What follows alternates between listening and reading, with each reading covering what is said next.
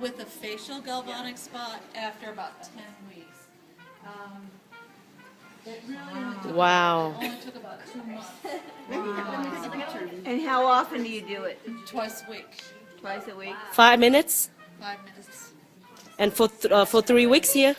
This is, no. What? With the body spa, yeah. Wow. Yeah.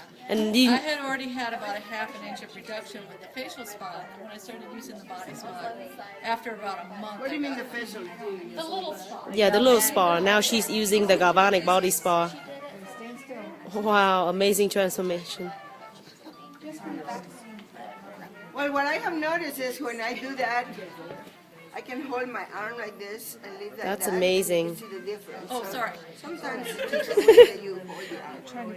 Yeah, it's true. It makes a difference. If I flatten my hands, you can see the difference even more. And how long you been using it for again? I've been using, well, combined for 6 months probably. Wow.